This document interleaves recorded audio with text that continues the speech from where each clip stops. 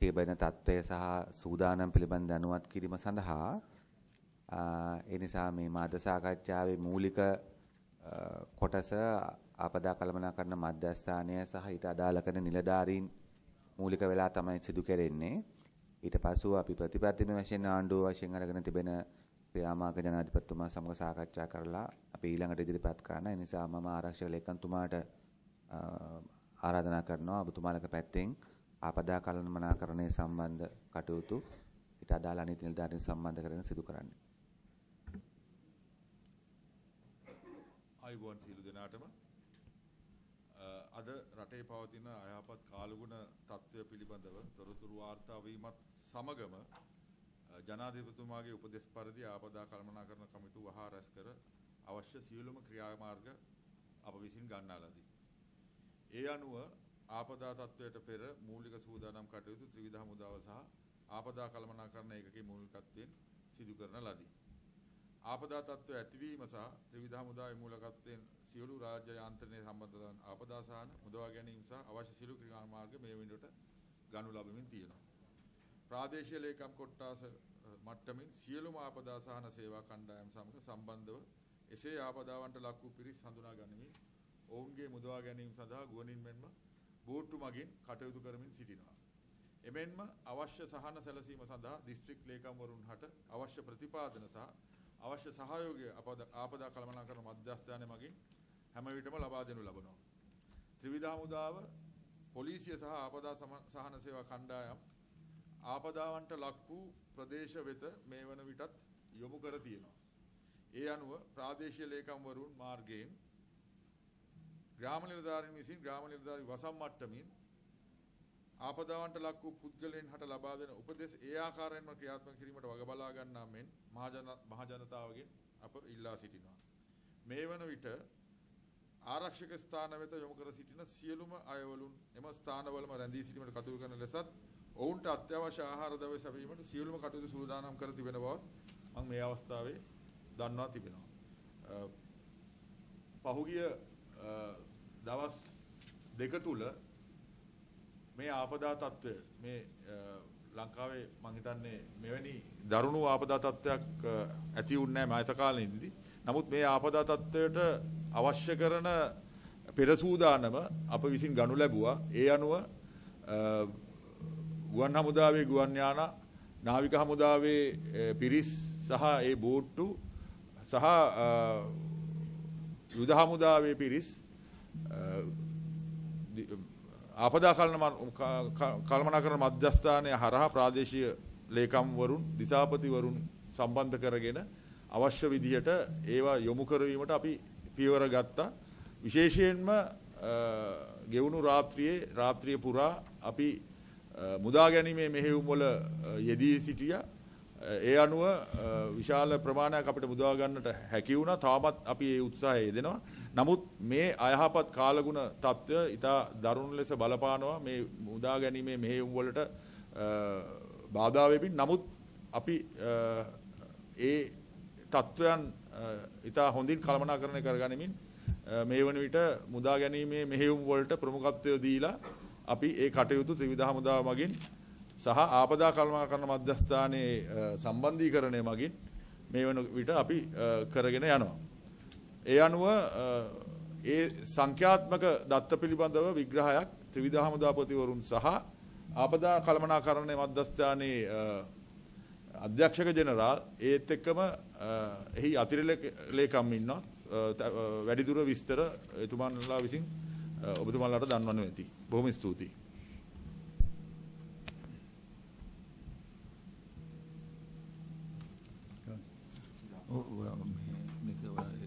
ස්තුතියි ගරු ලේකම්තුමා කිව්වා වගේ අපි ක්‍රියාන්විත මැදිරියක් ස්ථාපනය කරලා ඊයේ හවස ඉඳලා අපි පටන් ගත්ත ක්‍රියාන්විත මැදිරියක් ස්ථාපනය කරලා ත්‍රිවිධ හමුදාවත් පොලිසියත් ආපදා කළමනාකරණ මධ්‍යස්ථානයත් සමග ඒක ශ්‍රී ලංකා යුද හමුදාව තුල තමයි ක්‍රියාත්මක වෙන්නේ.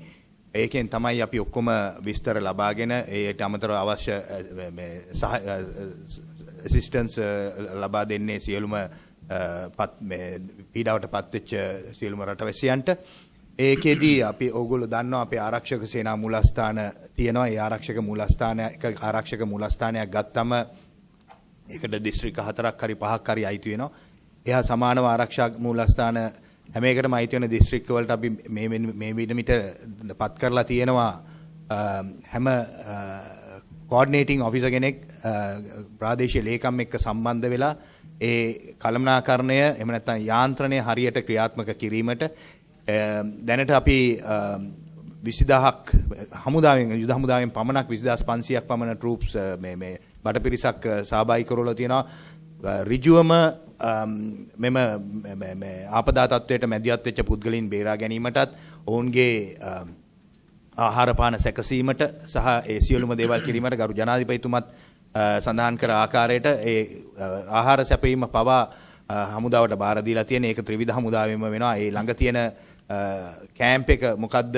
ඒකට ඒ කියන්නේ අපි උදාහරණයක් හැටියට ගත්තොත් ආමි කැම්පයක් ළඟ නම් ඒ සේෆ්ටි සෙන්ටර් එක එහෙම නැත්නම් ඒ ආරක්ෂිත ස්ථානයේ එහෙම නැත්නම් ඒ ආරක්ෂක මධ්‍යස්ථානයේ තියෙන්නේ ආපදාව පීඩාවටපත් වෙච්ච අයට.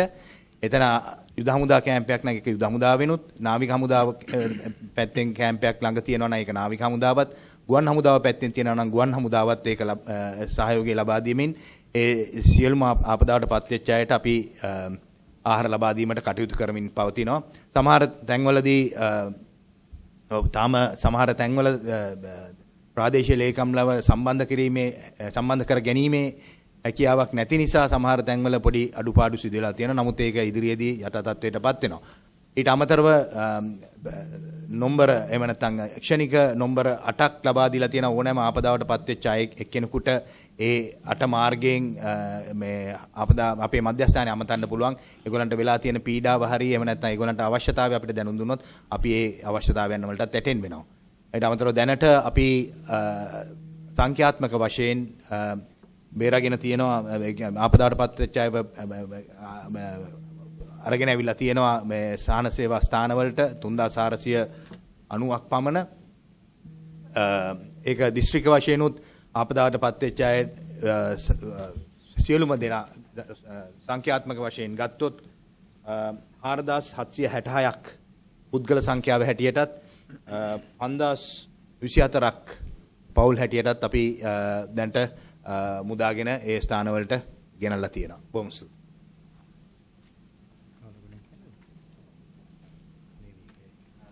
කාලගුණවිද්ද sorry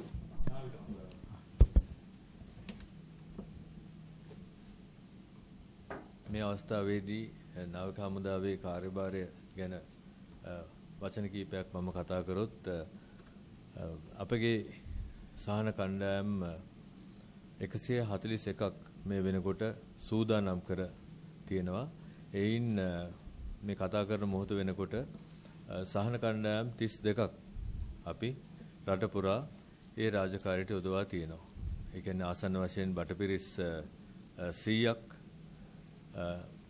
තවත් යාත්‍රා කීපයක් අපි දැන් සූදානම් කරගෙන යනවා. ඒ ඇතිවෙන කාලගුණ ප්‍රවණතාවය සහ ඒ බලපෑම තියෙන ප්‍රදේශයන් විශ්ලේෂණය කරලා මෙම ක්‍රියාවලියේදී අපි රට පුරා ඒ ගම් වතුර තර්ජන තියෙන ස්ථාන හඳුනාගෙන ඒ ස්ථානවලට ඒ මුදවා ගැනීම ඒත් එක්කම ගමන් පහසු ඇති කිරීම මේ කියන කාර්යයන් දෙකටම අපගේ නාවික බටපිරිස් යොදා ගන්නවා. ඒත් එක්කම සිද්ධීන් කීපයක් වාර්තා වෙලා තියෙනවා මුහුදේත්. එහි ඒ සිද්ධීන් වලට සබැදී දීවර ජනතාව ගලවා ගැනීමේ කටයුත්තට නාවික හමුදාව දිගටම තම දායකත්වය ලබා දෙනවා. ස්තුතියි. ගුවන් හමුදාව වශයෙන් අපි ගුවන් හමුදාව මේ සම්බන්ධව අපි ලෑස්ති වුණේ 22 වෙනිදා ඉඳලා අපි ස්ථානගත කරා හෙලිකොප්ටර් යාන 6ක් පලාලි අනුරාධපුර හිඟුරක්ගොඩ පාලවි රත්මලාන සහ වීරවිල කියලා මේ සම්බන්ධව. නමුත් කාලගුණය සෑම ගුවන් යානයකට ප්‍රශ්නයක් වෙනවා. ඒ නිසා අපිට පහුගිය දවස් දෙකේ අපිට වැඩි ගුවන් යාන භාවිත කිරීමට අපහසු වුණා. නමුත් අද යන්තම් දුරට වැසි තත්ත්වය අඩු වුණ නිසා අපිට ගුවන් යාන භාවිත කරගෙන කටයුතු කිරීමට හැකි වෙලා තියෙනවා. ඒ වගේම මුදා ගැනීමේ කටයුතු වලට 1600ක බටපිරිසක් ලෑස්ති කරලා තියෙනවා. ඉන් දැනටමත් බදුල්ල දිස්ත්‍රික්කයේ උඩදුම්බරත් නුවරත් අපේ බටපිරිස යොදා තිබෙනවා. ඒ වගේම එයා ඇම්බියුලන්ස් සහ ඇම්බියුලන්ස් එයාක්‍රාෆ්ට් උත් ලෑස්ති කරලා තියෙනවා ඉස්සරහට අවශ්‍ය වෙන විදිහට.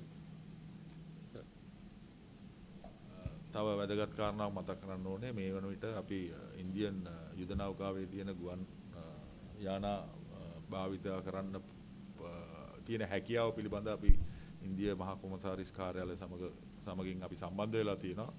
නමුත් ඒ හැකියාවක් තියෙනවා. නමුත් පවතින අයහපත් කාලගුණ තත්ත්වය නිසා ඉන්දියානු ගුවන් නියමුවොත් දැනට අපහසුතාවයකට පත් වෙලා තියෙනවා මේ ගුවන් යාන ගුවන්ගත කරන්න කොළඹ ඉඳන්.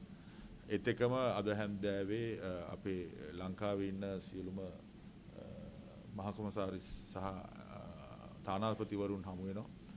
ඔවුන් අපිට දන්වලා තියෙනවා අපිට අවශ්‍ය කරන මූලික සහන දාර අවශ්‍ය කරන ඒ ඉල්ලීම් මොනවද කියලා දැනගන්න. ඒ අනුව අපි බලාපොරොත්තු වෙනවා මුදා ගැනීම වලට අවශ්‍ය කරන ඒ ගුවන් යාන සහ අනිකුත් අවශ්‍ය කරන ද්‍රව්‍ය අපිට තවදුරටත් ලැබෙයි කියලා. බොහොම ස්තුතියි. සුබ උදෑසනක් සියලු දෙනාටම.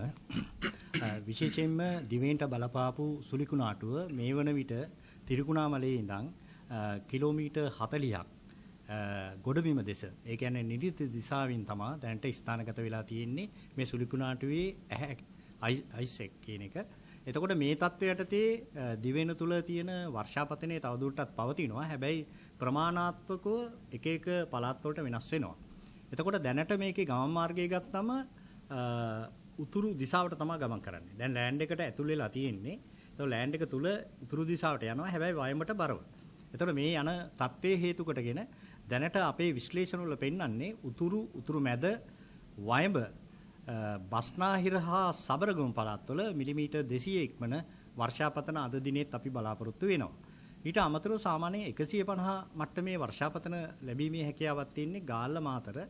ඊට අමතරව බදුල්ල කියන ප්‍රදේශවල පළාත්වල විශේෂයෙන්ම මිලිමීටර් 100 150 මට්ටමේ වර්ෂාපතන සමහර ස්ථානවලට ලැබීමේ හැකියාවක් තියෙනවා.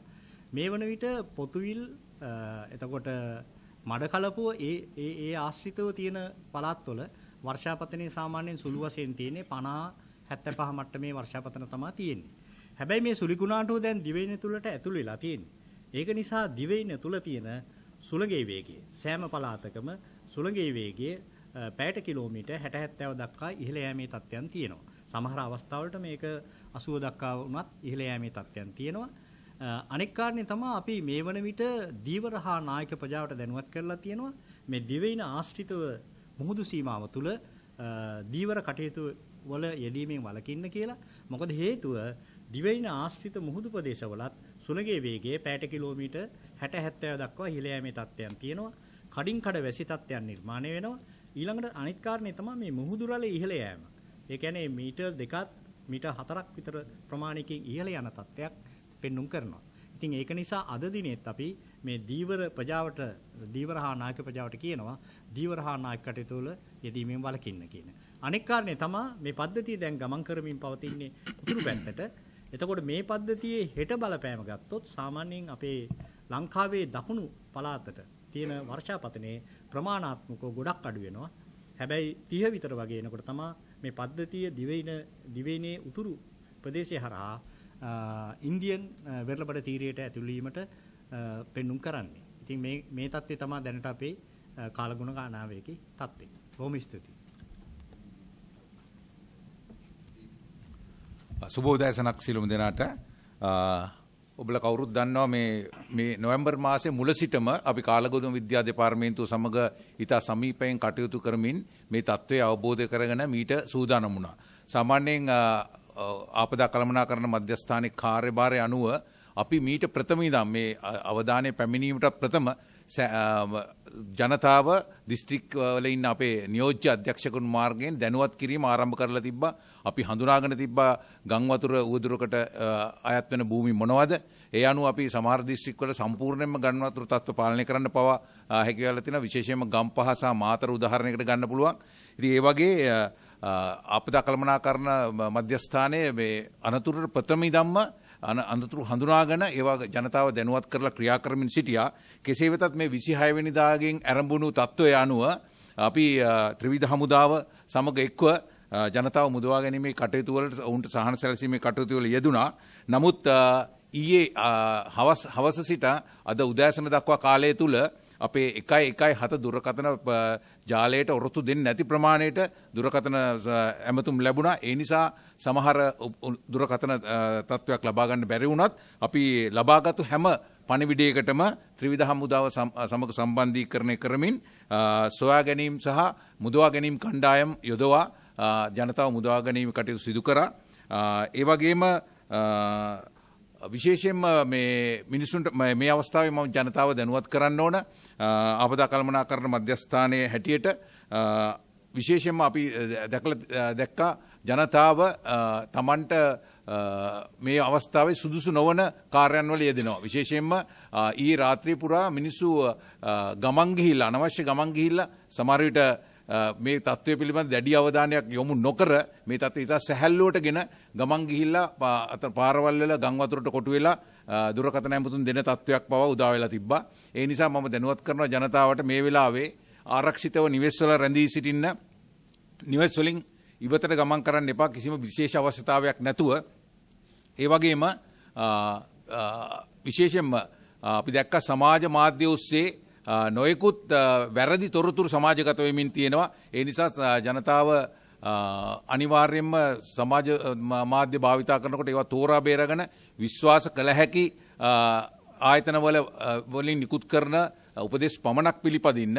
ඒ වගේම තවත් අවස්ථාවල අපි දැක්කා ජනතාව අපි අනතුරු ඇඟවීම් කරලත් ඉවත් උනේ නැහැ. ඒකට හේතු උනේ ඔවුන් සාමාන්‍යයෙන් අපේ රටේ පුරුද්දක් තියෙනවා මේ ජනතාව අවසාන මොහොත වෙනකම්ම තමන්ගේ නිවසේ ඉන්න තමයි කැමති. තව ටිකක් බලමු කියා ජනතාව රැඳී ඉන්නවා. විශේෂයෙන්ම ඒකට හේතුත් කීපයක් තියෙනවා. ඔවුන් සොරසතුරු උදුරු ඇති වෙයි කියලා බයක් තියෙන ඔවුන්ගේ නිවස වලට ඔවුන් පිට වුණාම. නමුත් මම මේ වෙලාවේ මතක් කරනවා ජීවිතය බේරා ගැනීම තමයි පළමු කාර්යය. ජීවිතය පරිසම් කරගත්තොත් අපිට පුළුවන් ඔය දේවල් නැවත උපයා ගන්න. ඒ නිසා ජනතාවට මම ඉල්ලා සිටිනවා මේ වෝනින් එහෙම නැත්නම් අපි අනතුරු ඇඟවීම් නිකුත් කරනකොට කරුණා කරලා ඒ අනතුරු ඇඟවීම් වලට ඇහුම්කන් දීලා ඉවත් වෙන්න කියලා. මොකද මම මෙහෙම ප්‍රකාශ කළ සමහර තැන්වල අපිට පොලිසිය යොදවන්න සිදු වුණා ජනතාව ඉවත් කරගන්න. ඒ නිසා ජනතාවගෙන් ඉල්ලා සිටිනවා තමන්ගේ අවට පරිසරය ගැන අවධානයෙන් ඉන්න, තමන්ට තියෙන අනතුර එහෙම නැත්නම් ආපදාව හඳුනා ගන්න, ඒ අනුව ඒ ආපදාවට තමන්ට ක්‍රියා කරන්න බැරි නම් අපේ 117 දුරකථන අංකය අමතලා අපිව දැනුවත් කරන්න. අපි ත්‍රිවිධ හමුදාවේ මුදවා ගැනීම හා සෙවීම් කණ්ඩායම ඔබ වෙත යොමු කරලා හරි ඔබ මුදවා ගන්න ක්‍රියා කරනවා. ඒ නිසා මේ අනතුරු වලට ඇහුම්කන් දීලා අනතුරු තමා ළඟට පැමිණීමට ප්‍රථම අනතුරින් ඉවත් වෙන්න කියලා ඉල්ලීමක් කරනවා. ස්තුතියි.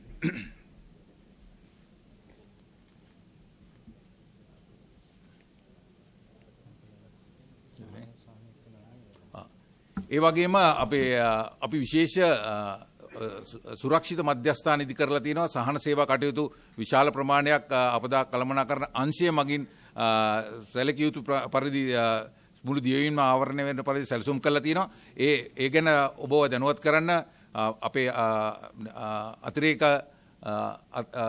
ආරක්ෂක ලේකම්තුමාට මම ආරාධනා කරනවා මෙතෙන්ට පැමිණ ඒ පිළිබඳව දැනුවත් කිරීමක් කරන්න කියලා.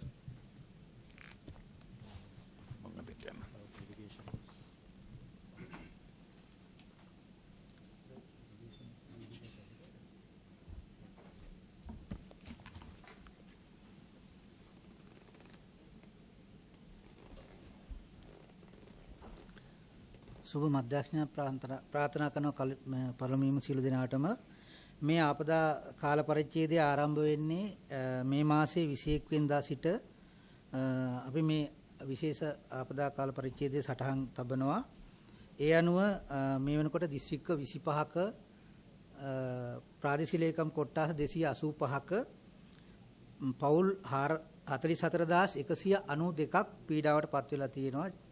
මේ පවුල් ජනගහනය 148603ක් බව අපි සටහන් තබාගෙන තියෙනවා, වාර්තා වෙලා තියෙනවා.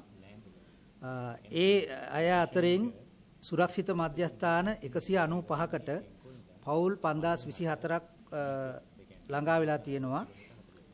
ජනගහනය 14766යි.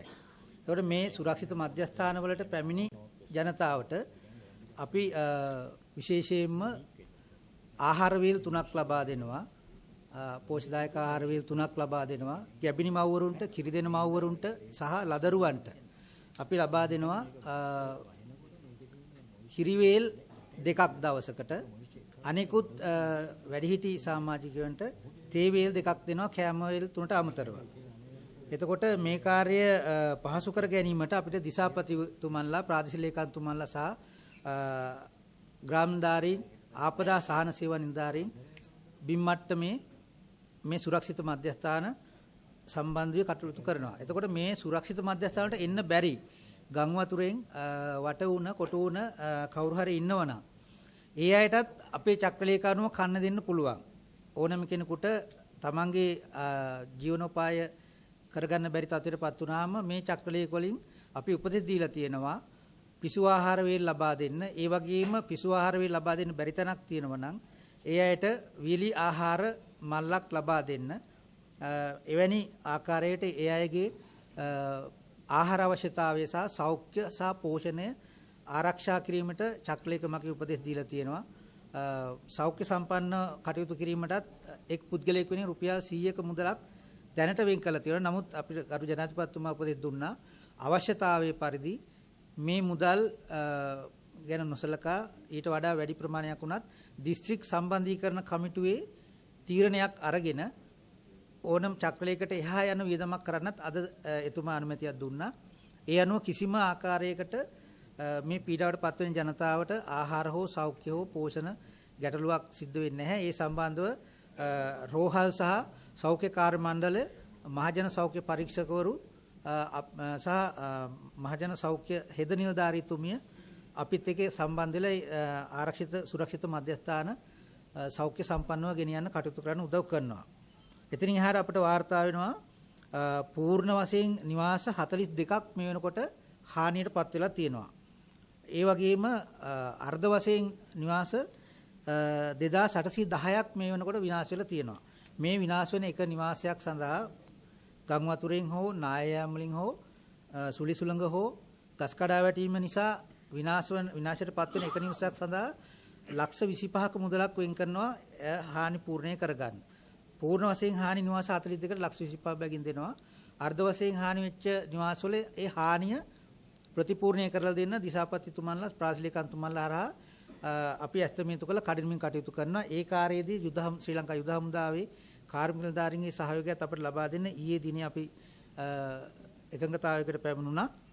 ඒ වගේම මේ පිසු ආහාර ලබා දීමේදීත් කිසියම් අවශ්‍යතාවයක් තියෙනවා නම්, අපහසුතාවයක් තියෙනවා නම් ශ්‍රී ලංකා යුද හමුදාවට ගරු ජනාධිපතිතුමා නියම කරා මේ සියලුම කැම්ප් සුරක්ෂිත මධ්‍යස්ථාන වලට ආහාර සපීම බාරගෙන කටයුතු කරන්න කියලා. ඒ අනුව කිසියම් දිසාපතිතුමෙකුට, ප්‍රාදේශීය ලේකම්වරයෙකුට හෝ වෙනත් ආපදා සාංශවන්දාරියෙකුට මේ ආහාර ලබා දීමේ, ගෙන යාමේ හෝ පිසු ආහාර සැපීමට බාධාවක් තියෙනම් ඒ සඳහා ශ්‍රී ලංකා යුද හමුදාවට ඒ කාර්යය බාර කරන්න කියලා අපි ඉල්ලා සිටිනවා.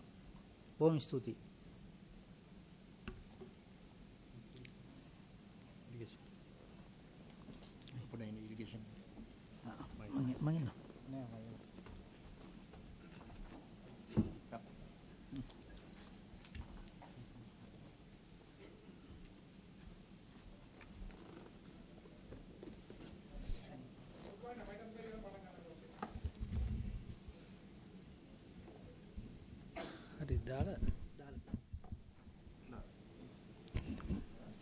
මම අජිත් ගුණසේකර, වාරිමාර්ග දෙපාර්තමේන්තුවේ අධ්‍යක්ෂ ජෙනරාල්.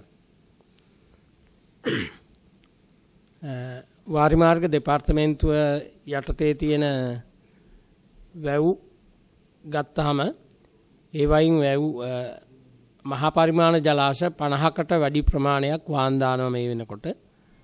මධ්‍ය පරිමාණ වැවුත් 50කට ආසන්න ප්‍රමාණයක් වාන් දානවා. මහා පරිමාණ වැව් වලින් ගත්තොත් වඩාත්ම ගැටලුකාරී තත්වයකටපත් උනේ දැදුරුවයි ජලාශය. නමුත් මේ වෙනකොට දැදුරුවයි ජලාශය පාලනයට පත් වෙලා තියෙනවා සහ ඒකේ කිසිම අවදානමක් නැහැ.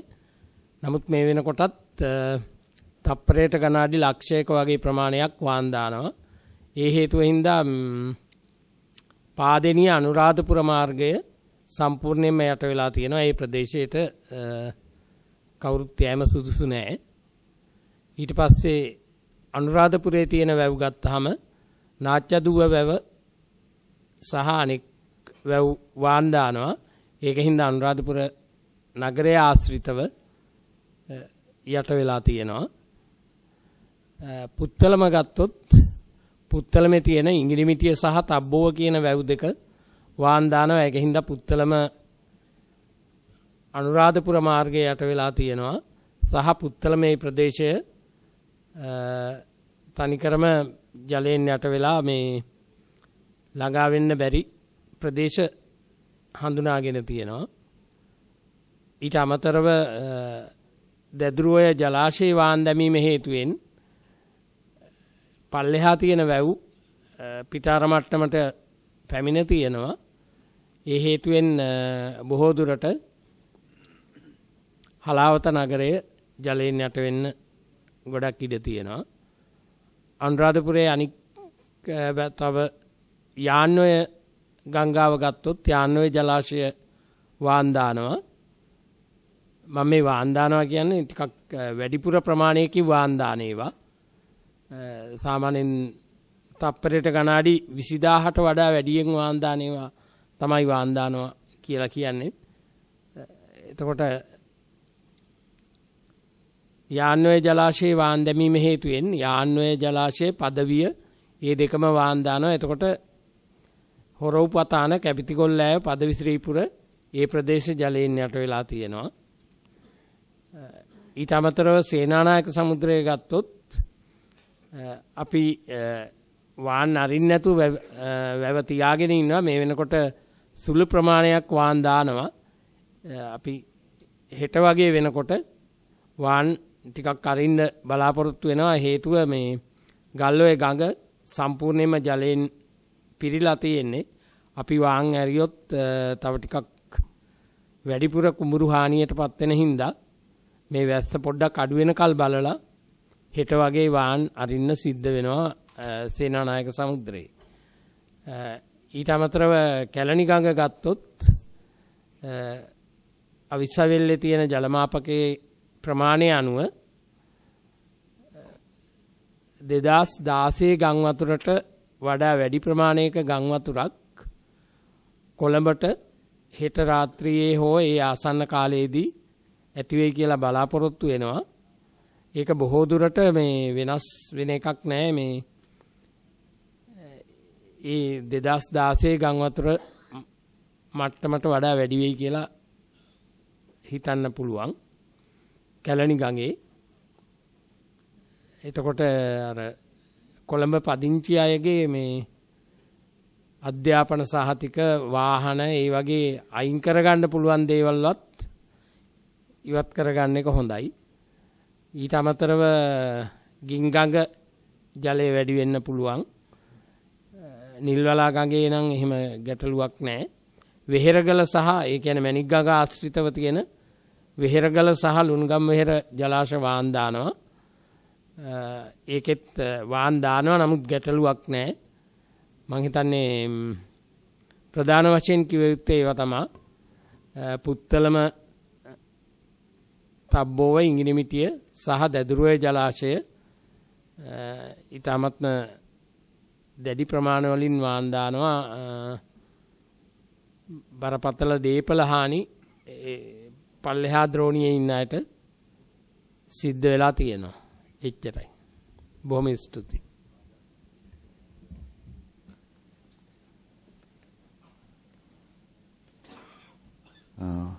ආපදා තත්ත්වය පිළිබඳව ඍජුව සම්බන්ධ ආයතන තව රාශියක් තිබෙනවා. නමුත් ඒ සියල්ල දෙනාගේම සම්බන්ධීකරණයෙන් කැපවීමෙන් තමයි මේ සමස්තය සිදු කරන නිසා මුලින්ම අපි අපේ මහත් කනගාටුව ප්‍රකාශ කරනවා මෙම ආපදා තත්ත්වයට ගොදුරු වෙලා ජීවිත නැති වෙච්ච සහ විවිධ ආපදාවන්ට කරදරවලට මුහුණ දලා තියෙන සමස්ත රටේම ජනතාව ගැන ඒ වගේම උන්ගේ පීඩාවන් අවම කිරීම වෙනුවෙන් ජීවිත අනතුරු නොසලකා කටයුතු කරන රජයේ පෞද්ගලික අංශයේ සියලුම නිලධාරීන්ට විශේෂයෙන්ම ත්‍රිවිධ හමුදාව සහ පොලිසියට අපි තාමත් මාගේ කරන උන්ගේ සේවය ඒ වගේම දැනටමත් අපිට යම් වාර්තාවක් ලැබිලා තිබෙනවා ඊයේ දිනේදී එහෙම කටයුතු වලට ගියපු ඒ කටයුතු වලට ගියපු උදව්කට ගියපු අයත් සමහර අනතුරු ලක් කළා තිබෙනවා කියලා. ඒ නිසා මුලින්ම මේ විශේෂම ආපදා තත්ත්වය යටතේදී මේ වෙනුවෙන් මහන්සි වෙන හැම කෙනාම අගය කරමින් අපි ආණ්ඩුවක් වශයෙන් මේ සම්බන්ධව අරගෙන තියෙන පියවර ගැන මූලික පැහැදිලි කිරීමක් කරන්න කැමැතියි. මම පේන හැම විද්‍යාත්මක තත්ත්වයක් අනුවම මෑත ඉතිහාසයේ සිද්ධ වෙන විශාලතම ස්වභාවික අනතුරකට අපි මුහුණ දෙමින් තිබෙනවා. කාලගුණ විද්‍යාඥයන්, වාරිමාර්ග විශේෂඥයන් සහ ජනතාව අපි කාගෙත් අත්දැකීම අනුව ගත්තට පස්සේ ඊටාම විශාල වර්ෂාපතනයක් ඒ වගේම සුළු කුණාටුවක් සමග තමයි මේක සිද්ධ වෙන්නේ. අද උදේ 6ට වාර්තා කළ තිබුණු උදේ 6 වෙනකොට තිබිච්ච පැය 24 වාර්තා වෙලා තිබිච්ච වර්ෂාපතනය ගත්තොත් ස්ථාන 24කින් ස්ථාන 22ක් විතරම පැය 24ක් ඇතුළතදී මිලිමීටර් 200ට වැඩි වර්ෂාපතනයට ලක් වෙච්ච ස්ථාන තිබෙනවා. ඊයින් මාතලේ මිලිමීටර් 512ක මට්ටමේ වර්ෂාපතනයක් ලැබිලා තිබෙනවා. තව ස්ථාන 7ක් තිබෙනවා මිලිමීටර් 400ට වැඩි රේන්ෆෝල් එකක් මේ වර්ෂාපතනයක් ලැබුණු. ඉතින් ඒ නිසා මේක එක්තරා විදියක ගත්තොත් ඊටාම විශේෂ එකක්. ඒ වගේම මුළු ලංකාවෙම දිස්ත්‍රික්ක 25ටම මේක එක විට බලපාලා තිබෙනවා. එම නිසා අපි අංක 1ට අපි ආණ්ඩුවක් වශයෙන් උත් ජනතාවක් වශයෙන් උත් අපි මේකට පරදින්න නැතුව මේකත් එක්ක උපරිම අපේ ජනතාව බේරගෙන මේට මුණ දෙන්න අවශ්‍ය කරන ආත්ම ශක්තිය ආණ්ඩුවටත් ජනතාවටත් තිබෙනවා. අපි ලංකාව ඔප්පු කරලා තිබෙනවා අපිට ඕනම අභියෝගයකට මුණ දෙන්න පුළුවන් කියලා. ඒ නිසා ඒ විශ්වාසය මත තමයි අපි මේ සියලු දෙයට මැදිහත් වන්නේ. නිසා පක්ෂ විපක්ෂ ભેදයෙන් තොරව, ජාති ආගම් ભેදයෙන් තොරව, ප්‍රාදේශීය ભેදයෙන් තොරව, ආණ්ඩුව සහ පෞද්ගලික අංශයකල ભેදයෙන් තොරව මෙහෙම තමයි අපි මේකට මුණ දෙන්න වැඩසටහන හදලා තිබෙන්නේ. මුලින්ම ගත්තොත් අපි ඔබතුමාලා දන්නවා මේ පිළිබඳව විශේෂඥ අවබෝධයක් තිබෙන ආයතන කලින්ම සූදානම් වුණා වගේම ඊතරම්ම ඍජුව ආපදා තත්ත්වය සම්බන්ධ කටයුතු වලට සම්බන්ධ නොවන ආයතනවලටත් මීට සති කිහිපයකට කලින්ම අපි දැනුවත් කරලා තිබුණා. මෙතරම් විශාල තත්ත්වයක් නුනත් සාමාන්‍යයෙන් මේ නොවැම්බර් දෙසැම්බර් ජනවාරි කාලේ අපිට විශේෂ වර්ෂාපතනයක් එනවා. ඒ නිසා විශේෂයෙන්ම මහා මාර්ගවල, පාලම්වල, ඒ වගේම ආපදා ඇති විය හැකි ස්ථානවල යම්කිසි ආකාරයක පරීක්ෂා කරන්න කියලා. නමුත් අපි පිළිගන්න ඕනේ මේ අපි මුණ දෙමින් තියෙන තත්ත්වය ඒ සියලුම දේවල් නිසා වෙච්ච හොඳ දේවල් ඇති. අපි දන්නවා පසුගිය මාස කිහිපය තුළදී සමහර නගර සභාවලින් නාගරික මට්ටමින් ඇලවේලි සුද්ධ කිරීම නිසා යම් පහසුවක් අත්පත් කරගෙන තිබුණත් මේ ඇති වෙලා තිබුණ විශේෂත්වයේ සමහර විට ඒ කරපු දේවල් උනත් ප්‍රමාණවත් වෙන්න පුළුවන්. නමුත් මේ නිශ්චිත ආපදා තත්ත්වය ඇති වුණාට පස්සේ ජනාධිපතිවරයා ඊයේ පාර්ලිමේන්තුවේදී සීලුම මන්ත්‍රීවරු සමග සාකච්ඡා කරලා මේ පිළිබඳව මූලික අපි ක්‍රියාමාර්ග ප්‍රමාණයක් ගත්තා. ඒ වගේම පාර්ලිමේන්තුව දින 2කට කල් තිබ්බා. පාර්ලිමේන්තු සැසිවාරය අයවැය විවාදයේ කල් තිබලා තිබෙනවා මන්ත්‍රීවරුන්ට, ඇමතිවරුන්ට, නිලධාරීන්ට කටයුතු සිදු කරන්න. ඒ වගේම ඊයේ දිනේත් අද දිනේ අවසන් වන විට ලංකාවේ දිස්ත්‍රික්ක සියල්ලේම ආපදා කළමනාකරණ කමිටු කැඳවා අවසන් කරන්න කටයුතු කරගෙන යනවා. මගේ විශ්වාසය හැටියට ඊයේ දිනේ තුලදී ආපදාව වැඩිපුරම තිබෙන දිස්ත්‍රික්කවල ආපදා කළමනාකරණ කමිටු අදාළ සභාපතිවරු සහ දිසාපතිවරු සහ ආපදා කළමනාකරණ මධ්‍යස්ථානයේ ඉන්න ඒ දිස්ත්‍රික් නියෝජ්‍යයන් සම්බන්ධ කරගෙන සිදු කරලා තිබෙනවා. අද දවස් තුලදී විශේෂයෙන්ම හෙට සහ අනිද්දා ඊළඟ දවස්වල වැඩි ආපදාකට ලක්වීමට ඉඩ තිබෙන උතුරු පළාතේ ආපදා කළමනාකරණ කමිටු දැන් මේ වෙනකොට රැස් වෙමින් තිබෙනවා වවුනියා, මන්නාර්, කිලිනොච්චි සහ ඒ දිස්ත්‍රික්. ඊට අමතරව ඊයේ හවස ගරු ජනාධිපතිතුමා National Disaster Management Council එක කැඳෙව්වා. ඒට ජනාධිපතිතුමා ඒ වගේම විපක්ෂයේ නායකයන් සම්බන්ධ වුණා. එතනදිත් අපි තීරණ ප්‍රමාණයක් අරගෙන තිබෙනවා. ඒ වගේම අද දිනේදීත් උදේ 9ට ජනාධිපතිවරයාගේ මූලිකත්වයෙන් සියලුම දිසාපතිවරු සහ දිස්ත්‍රික් සම්බන්ධීකරණ කමිටු සභාපතිවරු සමග සාකච්ඡා කළා. මේ පිළිබඳ අවශ්‍ය කරන උපදෙස්, සියලුම අවශ්‍ය කරන පහසුකම්, චක්කලයකනිකුත් කිරීම, මුදල් වියදම් කිරීම සම්බන්ධ තීන්දුව తీරන ඔවුන්ට නම්මශීලීව මේ තත්ත්වයට ගැළපෙන විදියට වැඩ කිරීම සම්බන්ධ අත්දැකීම් තියෙන රාජ්‍ය නිලධාරී රාශියක් ඉන්නේ. උන්ට අවශ්‍ය කරන මේ මඟ පෙන්වීම සහ නීත්‍යානුකූල ඉඩකඩ ලබා දුන්නා. ඒ වගේම ගත්තොත් කලින් ලබා දීලා තිබෙන අයිතිවාසිකම් නීතිම නැවත තහවුරු කිරීමක් ඇත්තට මේවයි සිද්ධ වෙන්නේ.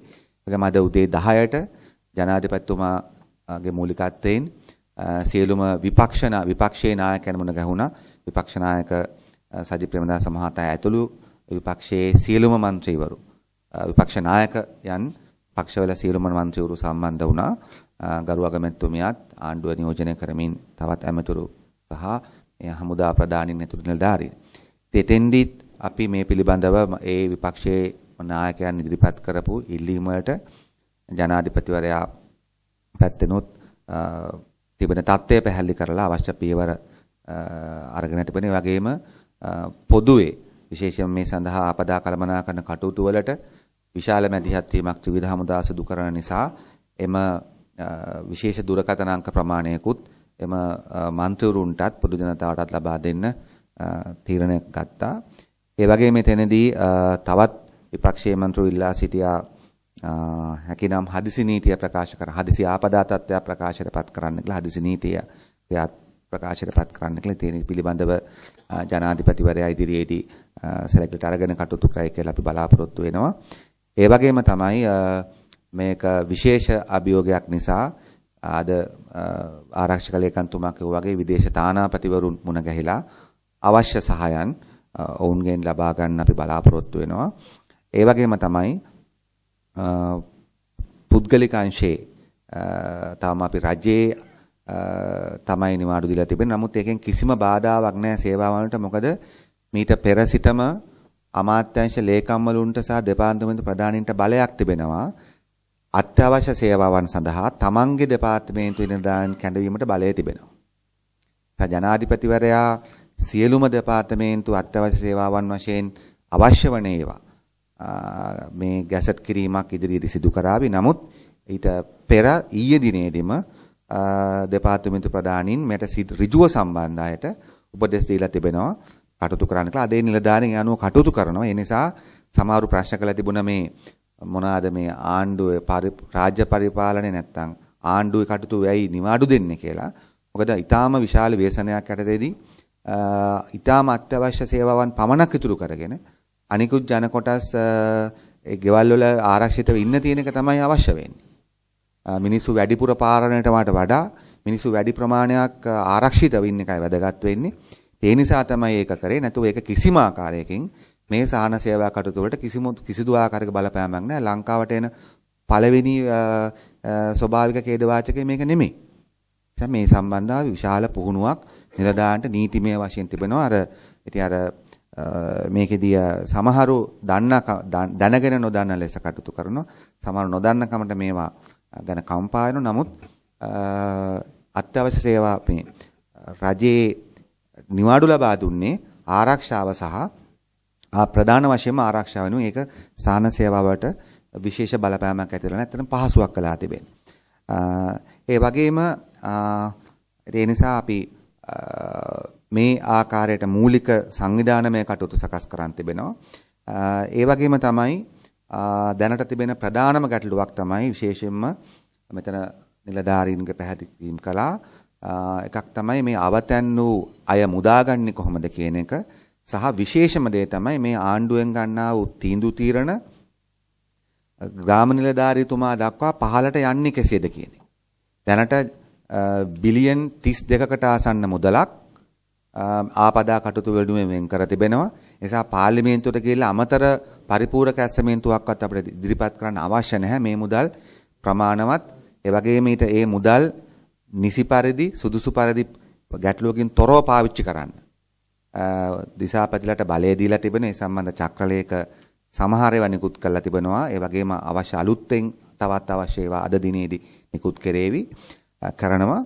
නමුත් මූලික දේ තිබෙන්නේ මේ අපි ගන්නා වූ තීරණ සහ විශේෂයෙන්ම මුදා ගැනීම කටයුතු සම්බන්ධව ඉතා බරපතල ගැටලුවකට මුහුණ තිබෙනවා. විශේෂයෙන්ම නුවරඑළිය බදුල්ල මාතලේ දිස්ත්‍රික්ක සමහර ස්ථාන මේවට ඒ වගේම තවත් දිස්ත්‍රික්ක තිබෙන්න පුළුවන් මේවැනි මුළු දිස්ත්‍රික්කයම නෙමෙයි. නමුත් සමහර ස්ථාන තිබෙනවා මේවට අදාළ කරන විදුලි බලය බිඳ වැටලා තිබෙනවා. ඒ වගේම මේවට අදාළ කරන sannivedana පහසුකම් බිඳ වැටලා තිබෙනවා. දුරකථන කුළුණුවල විදුලිය විසන්දීම් වෙලා තිබෙනවා. ඒවා බිඳ වැටලා තිබෙනවා. ඒ වගේම ඒ නිසාම ඊටාම විශාල ගම් වතුරක් නිසා ඔබ දකින්නේ නැති දැන් පේරාදෙණිය විශ්වවිද්‍යාලයේ තිබෙන කළුපාලම වගේ එකක් උඩින් පවා වතුර යනවා. ඒවා ඇත්තටම මම හිතන්නේ ඒක හිස්ටොරිකල් ඓතිහාසික වශයෙන්ම වැඩිම ඒවා වෙන්න පුළුවන් සමහර විට. රාජාංගනයේ දැදුරුවේ තත්ත්වයත් ඒ වගේ. ඒ නිසා මේ පණිවිඩ යවා ගැනීමේ ගැටලුවක් තිබෙනවා. ඒ නිසා අපි විශේෂ තීන්දුවක් ගත්තා. එකක් ජනතාවට මේ නිලධාරීන්ට සහ ජනතාවට දාලා කරන පණිවිඩ ලබා දෙන්න කිසිම ක්‍රමයක් නැති තැන්වලදී පොලිසියේ සහ ත්‍රිවිධ හමුදාවේ තිබෙන sannivedana මාර්ග පාවිච්චි කරන්න කියලා. ඒ නිසා ඒ රජයේ නිලධාරීන්ට සහ අදාළ මහජන නියුතියන්ට ඒක පොලිසිය සහ හමුදාව යොදා ගන්න පුළුවන්. ඒ අත්‍යවශ්‍ය පණිවිඩ ගම් මට්ටම දක්වා හැකි ආකාරයකින් යවන්න. දෙවෙනි එක තමයි සරණාගත වෙන අවතන් වෙන ජනතාව ආරක්ෂිත ස්ථාන වලට ගෙන යාම සමහර ප්‍රදේශවල පමණක් මේක හැමතැනම නෙමෙයි සමහර ප්‍රදේශවල පමණක් ඊටාම විශාල දුෂ්කරතාවයක් ඇතිලා තිබෙන නිසා ජනාධිපතිතුමා උපදෙස් දුන්නා ඒවා හමුදා කඳුරු වල උන් තබා ගන්න උන්ට ආශාල කරන ආහාර සහ අනිකුත් බෙහෙත් ඒ සියලුම දේවල් සම්බන්ධ අදාළ කරන වියදම් ඒ ත්‍රිවිධ හමුදා කඳුරු මගින් සිදු කරන්න කියලා. ඒ නිසා ඊටාම ප්‍රායෝගික විදිහේ විසඳුම් වලට ගිහිල්ලා තිබෙනවා මේ සම්බන්ධව. ඒ වගේම තමයි කාලගුණ විද්‍යාඥයන් පවසන පරිදි මේ සුලි කුණාටුව මේක වයඹ සිට උතුරු පළාත හරහා ලංකාවෙන් එළියට යෑමට දැනට තිබෙන විද්‍යාත්මක තොරතුරු මත හෙට දිනයේ 30 වෙනිදා දක්වා 29 30 දක්වාම මේ තත්ත්වය ලංකාවට තිබෙනවා. එම නිසා ඉදිරි දවස් දෙකේදීත් අපේ ප්‍රධාන මිල්ලීම තිබෙන්නේ ඇත්තටම ජන ජීවිතයේ යථා තත්ත්වයට පත් කර ගැනීමට කටයුතු කිරීමට කලින් ජීවිත පරිස්සම් කර ගැනීම සඳහා වන උත්සාහය තමයි අපි මේ දින දෙකේදී වැඩිපුර කළ යුතු වෙන්නේ. අපිට කිසිම ගැටලුවක් නැති ප්‍රදේශවල ජන ජීවිතයේ යථා තත්ත්වයට පත් කරන්න අපි කටයුතු කරනවා. දකුණු මාර්ගයේ දුම්රිය අදත් ධාවනය වෙනවා. ඒ නිසා සියල්ල අපි වසා දැමිය යුතු නැහැ. නමුත් කිසිම ආකාරයක අනතුරක් දරාගෙන මෙය කළ යුතු නැහැ. එම නිසා දුම්රියට ගමනාගමනයට බස් රථවලට අනිකුත් සියලුම ආයතන වලට අදාළ අංශවල උපදෙස් දීලා තිබෙනවා. විශේෂයෙන්ම මේ ඊටාම අනාරක්ෂිත වටපිටාවේදී නිවෙස්වල ආරක්ෂිතව රැඳී සිටලා ජීවිත පරිස්සම් කර ගැනීම තමයි අංග 1. ඉන්පසු අපිට පුළුවන් මේ මහා විනාශයට සැලසුම් කරලා කෙටි කාලින සහ ස්ථාවර විසඳුම් වලට යන්න. ඒ නිසා ඒක මූලික වශයෙන්ම කියන්න අවශ්‍යයි. ඒ වගේම අපි ගමනාගමනය සම්බන්ධව මෙතන ඉල්ලීම කරා වගේම අපි ඉල්ලා සිටින දේ තමයි කරුණාකරලා ගමන් යන්න එපා. කිසිසේත්ම ගමන් යන්න එපා. විශේෂයෙන් පුද්ගලික අංශය සම්බන්ධ අපි තුන පුද්ගලික අංශයේ ප්‍රධානීන් සමග ජනාධිපතිතුමා සාකච්ඡා කරන්නත් බලාපොරොත්තු වෙනවා. වගේම අපිට මම හිතන පුද්ගලික අංශය රාජ්‍ය අංශය කියලා නෑ රටේ පුරවැසියෝ ඉන්නේ. ඒ නිසා අපි සියලුම පුද්ගලික අංශය ආයතනවලුත් ඉල්ලා සිටිනවා මේ ඊ타මත්ම අභියෝගාත්මක දින දෙකේ විශේෂයෙන්ම 29 සහ 30 දින දෙකේදී ඒ සේවක සේවිකාවන්ට අවශ්‍ය කරන නිවාඩු ලබා දීලා උන්ට ආරක්ෂිතව තමන්ගේ ඉන්න කටයුතු කරන්න කියලා. නමුත් අත්‍යවශ්‍ය සේවාවන් තිබෙන තැන්වලදී අපි ඉල්ලා සිටිනවා අපි ශ්‍රී ලංකම ආයතනයෙන් අත්‍යවශ්‍ය තැන්වලට හැම ඩිපෝ එකකම අපි අමතර බස් දෙකක් ස්ටෑන්ඩ් බයි තියෙනවා මෙතන ලංගම සභාපතිතුමා ඉන්නවා. ඒ වගේම පෞද්ගලික මාර්ගස්ථමගී ප්‍රවාහන අධිකාරීසමත් අපි දැනුවත් කරලා තිබෙනවා මේකට සූදානම් වෙන්න කියලා. ඒ නිසා ඊටම අත්‍යවශ්‍ය සේවාවන් වලට ගුවන් ගමන් වලට එවැනි අත්‍යවශ්‍ය සේවාවන් වලට යන්නවට අවශ්‍ය කරන පහසුකම් පෞද්ගලිකව සපයා ගන්න අපහසු නම් එක්ක ත්‍රිවිධ හමුදාව අමතලා නැතිනම් ලංගම ආයතනයේ ලංගම සභාපතිතුමා සහ මූලික ඔප්ස් රූම් එකක් තියෙනවා. එම අමතලා ලබා ගන්න කෙනෙක් අපි කරනවා. දැනට RD එක මගින් දැනුම් දීලා තිබෙනවා අද උදේ 8:00 වෙනකොට RD එකට අයිති මාර්ග 122ක් ඒ සම්පූර්ණ ලයිස්තුව තිබෙනවා. වසා දමලා තිබෙන්නේ. ඒවා සමහර ඒවා කොහොමද ගමන් කරන්න බෑ. සමහර ඒවා ආරක්ෂිත අවශ්‍යතාවයට ගමන් කරලා තියෙනවා. නමුත් අපි උපදෙස් දීලා තිබෙනවා හැම දිස්ත්‍රික් එකම ප්‍රධාන නගරයට ප්‍රවේශ වීම සඳහා සේවා සැපයීම සහ සියලුම අවශ්‍යතාව වෙනුවෙන් එක මාර්ගයක් RDA හෝ PRDA හෝ ග්‍රාමීය හෝ කුමන හෝ මාර්ගයක් එක මාර්ගයක් කෙසේ හෝ විවෘත කිරීමට කටයුතු කරන්න කියලා. නමුත් අපි දැනගන්න ඕන දේ තමයි විවෘත කරන මාර්ගත් ඊළඟ මොහොතේ පස්කඩු කඩා වැටලා නැවත වැහෙන්න පුළුවන්. ඒ නිසා ඒක දැනුවත් කරලා තිබෙනවා. ඒ වගේම අපි එක්ස්ප්‍රස් වේ එක අධිවේගී මාර්ග ඊයේ ඉඳලා මේ ටෝල් මේ ගාස්වාය නොකර කරලා තිබුණා. නමුත් ඒ ගාස්වාය නොකර කරලා තිබෙන්නේ ජනතාවට ඉක්මනින් ගමන් යන්න මිසක් ඒක වෙන මේ දේවල් වලට යොදා කරන නෙමෙයි. නිසා අධිවේගී මාර්ගය විවෘත කරලා තිබෙන්නේ අධිවේගී මාර්ගයේ ගමන් කළ හැකි වාහන වලට පමණයි. ඒක ගාස්වාකය කරන්නේ නැහැ. නමුත් ඒ අත්‍යවශ්‍ය කටයුතු සඳහා යොදා ගන්නා ලෙස ජනතාවගෙන් ඉල්ලා සිටිනවා. ඒ වගේම කොළඹ නගරයේ දැන් තිබෙන ෆ්ලඩ් ලෙවල් සිටුේෂන් එක අනුව දැනුම් දුන්න පරිදිම දැන් පූගොඩ මේජර් ෆ්ලඩ් ලෙවල් එක තියෙන්නේ මීටර් 11.5යි. ඒක දැන් ඒක හිට් කරලා තිබෙනවා මීටර් 12 සීමාවට ඇවිල්ලා තිබෙනවා පූගොඩ. ඒ නිසා විශාල ගම් වතුරක මට්ටමට පූගොඩ ඇවිල්ලා තිබෙනවා. ඒ නිසා අපි ඊටාමත්ම උමනාවෙන් ඉල්ලා සිටිනවා ඒට අදාළ කරන ප්‍රදේශ ජනතාව ඊටාම ඉක්මනින් සැලසුමක් ඇතුව ඉවත් වෙන්න කියන ඉල්ලීම තමයි අපි කරන්නේ. ඒවට අදාළ කරන සැලසුම් කරයි. නමුත් මේ ගම් වතුර අනිවාර්යයෙන්ම කොළඹ නගරයට යම් බලපෑමක් ඇති කරනවා. මේට අදාළ කොළඹ නගරයට අදාළව මේ ඉදම් සංවර්ධන දෙපාර්ත සංස්ථාවෙන් ඊයේ හවස ඉඳලම පම්පින් ස්ටේෂන්ස් වල වැඩ පටන් අරන් වතුර අපි ගඟේ වතුර ගලන වතුර අපි නැවත ගඟට එකතු කරමින් ඉන්නවා පම්ප් හවුස් වලින්. නමුත් වැදගත්ම දේ ජීවිතය ආරක්ෂා කරගන්න එක. මෙතන අපේ ආරක්ෂක ලේකම්තුමා කිව්වා වගේ භාණ්ඩ සොර සතුරන් ගැනීම ප්‍රශ්නයක් තමයි. නමුත් ජීවිතේ වතුරට බිලි දෙනවට වඩා ඒක වැදගත්. ඒ නිසා උපදෙස් මත කරුණා කළා ඒ කොළඹ නගරයේ මේ තත්ත්වය ඇති වෙන්න ඉඩ තියෙන නිසා විශේෂයෙන්ම මේ කැලණි ගඟ ආශ්‍රිත ප්‍රදේශවල හැමතැනම නෙමෙයි ඒ ආරක්ෂිත පියවර ගන්න කෙන ඉල්ලීම කරනවා. ඒ වගේම අපි නාගරික සංවර්ධන අධිකාරියට උපදෙස් දීලා තිබෙනවා ජනාවාස මණ්ඩලයටත් කොළඹ නගරයේ ඊටාම නාගරික ජනාවාස ප්‍රදේශවල ජනතාවගේ අත්‍යවශ්‍ය පහසුකම් වෙනුවෙන් ඉමර්ජන්සි ටීම්ස් හදලා අද හවස ඉඳලා ඔවුන්ගේ අවශ්‍යතාව සොයලා බලන්න කියලා. මොකද ඒවා බිඳ වැටුනොත් විශාල පිරිසක් එක තැනක අසරණ වෙන නිසා. නිසා අවසාන වශයෙන් දැනුවත් කරන්න තියෙන දේ තමයි අපි සංචාරක යන් විශේෂම මධ්‍යම පළාතේ ඊයේ දිනේදී අපි ඉන්දියානු සංචාරක 60 දෙනෙක් පමණ බේරාගත්තා. උන්නත කොළඹට ගෙනවත් සමහරුත් අනිත් අය නූරේලයටම ගෙනිච්චා. ඒ නිසා ඒ සංචාරකයන් ගැනත් අපි යම් මැදිහත් වීමක් කරමින් ඉන්නවා. ඒ වගේම තමයි අවසාන වශයෙන් ඉල්ලා සිටින ජනතාවගෙන් මේ ඉදිරි දින දෙක තුන ජීවිත ආරක්ෂා කර ගැනීම තමයි අංකයකට වැදගත් වෙන්නේ. අපිට අනිත් දේවල් ගොඩනගා ගන්න පුළුවන්. දෙවෙනි එක තමයි අත්‍යවශ්‍ය කටයුතු සඳහා පමණක්ම අත්‍යවශ්‍යම දේවල් සඳහා පමණක් තමන්ගේ ගමනාගමන කටයුතු තබා ගන්න කියන එක. ඒ වගේම විශේෂයෙන්ම වාහනවල ගමන් කරන අය වතුරට වාහනේ දාන්න එපා. ඒකෙන් විශාල අනතුරු වෙන්න පුළුවන්.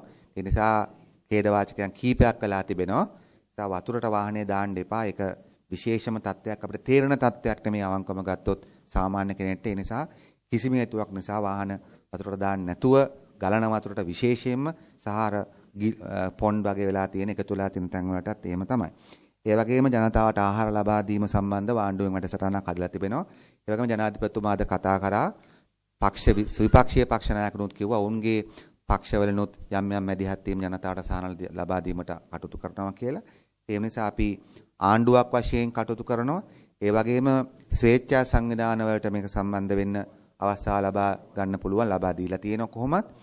ඒ වගේම දේශපාලන පක්ෂ හෝ සංවිධාන හෝ ස්වේච්ඡාවෙන් එම යාන්ත්‍රණ වලින් ජනතාවට උදව් කරන ක්‍රමවේද තිබෙනවා නම් ඒවා සියල්ලම සිදු කිරීම අවශ්‍ය වෙනවා. නමුත් සියලු දෙනාම ඊටාම පරිස්සමෙන් සහ යම් කිසි සම්බන්ධීකරණයක් ඇතුව. ඒ නිසා අපි ඉල්ලා හිටන දේ තමයි එක්ක දිස්ත්‍රික් ආපදා කළමනාකරණ මධ්‍යස්ථානය සමග සම්බන්ධ වෙලා නැතිනම් ප්‍රාදේශීය ලේකම්වරු සමග සම්බන්ධ වෙලා එහෙමත් නැතිනම් ප්‍රදේශීය පොලිස් ස්ථානය සමග සම්බන්ධ වෙලා එහෙමත් නැතිනම් පළාත් පාලන ආයතනය සමග සම්බන්ධ වෙලා මේ සහනාධාර කටයුතු කරන්න නැතුව සහනාධාර අරගෙන එහෙ මෙහෙ යන්න පටන් ගන්න එපා.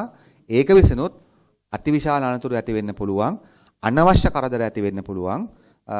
ඒ වගේ දේ. නිසා අනිවාර්යයෙන්ම මේක සම්බන්ධීකරණයක් ඇතුව කරන්න කියන ඉල්ලීම අපි කරනවා. අවසාන වශයෙන් උසස් පෙළ විභාගය පිළිබඳව.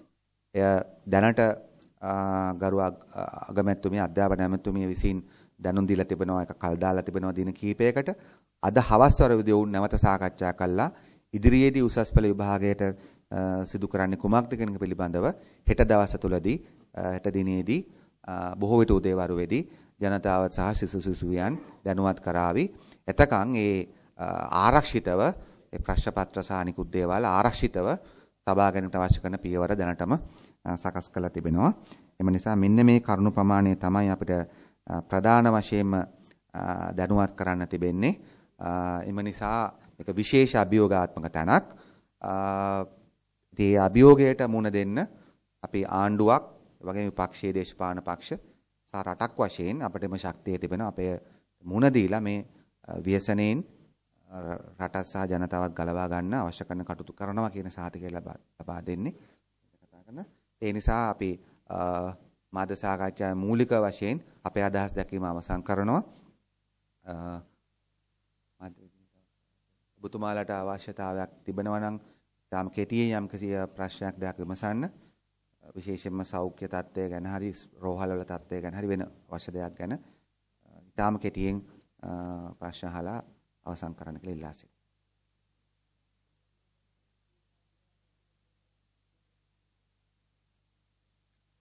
නිල වශයෙන් ඒ නම් කිරීම ඇත්තටම කළ යුතු වන්නේ ආපදා කළමනාකරණ මධ්‍යස්ථානය හෝ කාලගුණ විද්‍යා දෙපාර්තමේන්තුව වැනි විශේෂඥ ආයතන විසින්.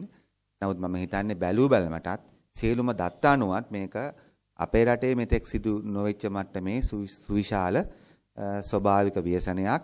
වර්ෂාපතනය පැත්තෙන් දැන් මම දැක්කා වාරිමාර්ග දෙපාර්තමේන්තුවේ ෆ්ලඩ් කන්ට්‍රෝල් සම්බන්ධ වෙන්න අධ්‍යක්ෂකතුමා මේ කියලා තිබුණ මාධ්‍යයට ගංගා ද්‍රෝණි 103ම මේ පිරීලා කියලා ෆ්ලඩ් වෙලා. ඒක මම හිතන්නේ ඊටාම විශේෂ තත්ත්වයක්.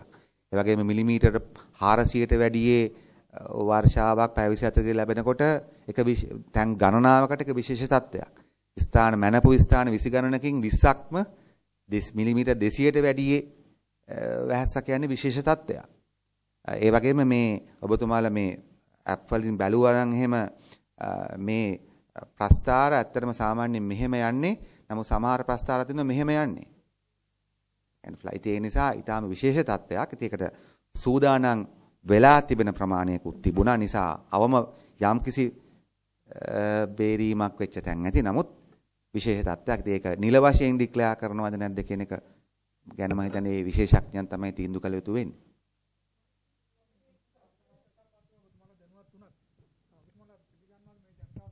ජනතාව මේ කියන ජනතාව සමග දැනුවත් කරේ නැහැ කියන කාරණේ සම්බන්ධව යම් චෝදනාවක් තිබෙනවා. නෑ ඇත්තටම ජනතාව දැනුවත් කරපු එක මම හිතන්නේ මාධ්‍ය ආයතන ගොඩකින් කරා. ඔබේ මාධ්‍ය ආයතනත් කරන්නේ නැති කියලා මම හිතන්නේ.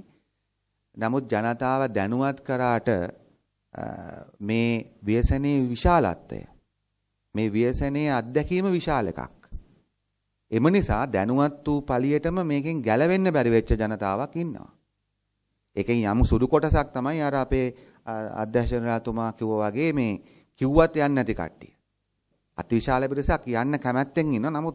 නමුත් වෙනදා වුන් දැකලා තිබෙන ව්‍යසනයන්ට සාපේක්ෂව ගත්තොත් මේක අතිවිශාලයි. දැන් උදාහරණයක් විදිහට ලෑන්ඩ් ස්ලයිඩ් එකක් වෙච්ච තැනක් හඟුරන්කෙට ඒක ඩෝස කරලා ඒක පාර අරින්න ගියාම දිගටම ලෑන්ඩ් ස්ලයිඩ් එක ආපු පැත්තේ තමයි සුද්ධ කරන්නේ. හැබැයි ඒකට අදාළ කරන RD එකෙන් සම්බන්ධ කරගත්ත වාහනයක් සහ රියදුරු මහත්මයා යට වෙලා වුන් හොයාගන්න නැතිලා තිබෙනවා අනිත් පැත්තෙන් ආපු ලෑන්ඩ් ස්ලයිඩ් එකේ.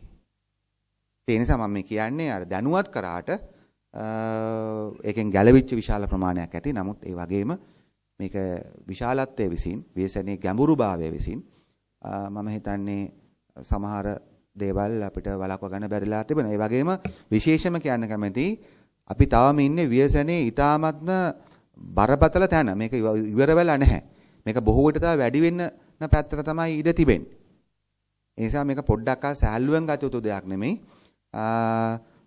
දැනුවත් කිරීම වල ප්‍රශ්නයකට වඩා තිබෙන්නේ මම හිතන්නේ දැනුවත් වෙලා තිබෙන එක ජනතාව.